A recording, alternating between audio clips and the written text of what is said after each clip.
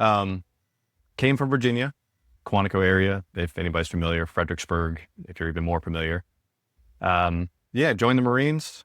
I didn't want to go to college, but right as I joined the Marines, they said, you're pretty much going to go to college to learn a language. So they paid me to learn Chinese Mandarin. That was quite the experience. That's the SIGINT that you were talking about. So signals intelligence. Arguably, I dare say this on a GIS podcast, that was my favorite job, is being a linguist. Nice. But time passes, professions evolve. So yeah, Marines, got out of the Marines for just a little bit, and then went back in the Marines. And this is really where we're getting into GIS. I got back into the Marines under a completely different intel contract, and I decided I didn't want to do that sort of intel. So they said, what do you want to do?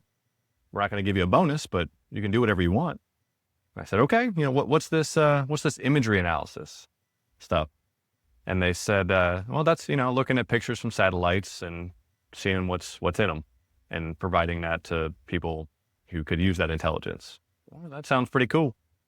So that's what I did. They sent me to school for that. And that was just imagery. It wasn't like, it really, really wasn't what GIS has evolved into today, which, more ARC and QGIS and all that. It was very, if you can think of GIS with crayons kind of thing at first, but it gets pretty fun. If anybody's familiar with imagery analysis, you can get really into the weeds. But yeah, I did imagery analysis for quite some time, got out of the Marine Corps, started looking for jobs. I got a little linguist job and then quickly moved out of that, just because profession fit. And another company said, hey, do you know ARC Pro? We could use you. And I said, I don't, but I can learn it in 2 weeks before the job starts. And so for 2 weeks straight, I learned ArcGIS Pro and got hired.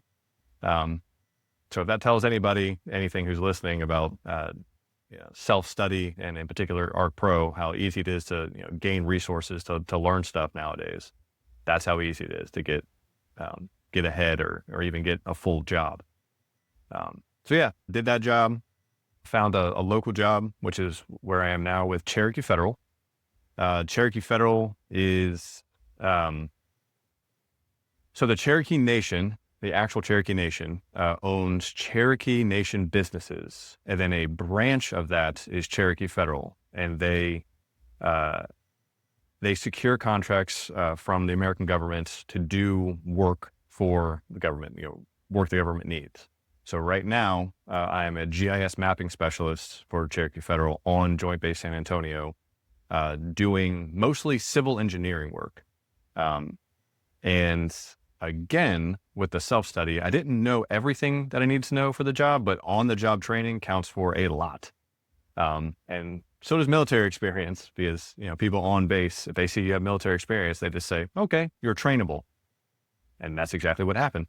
So they trained me to do a whole bunch of CE related GIS stuff. And now I can manage my own projects, or just simply be a mapping technician, when need be on other people's projects.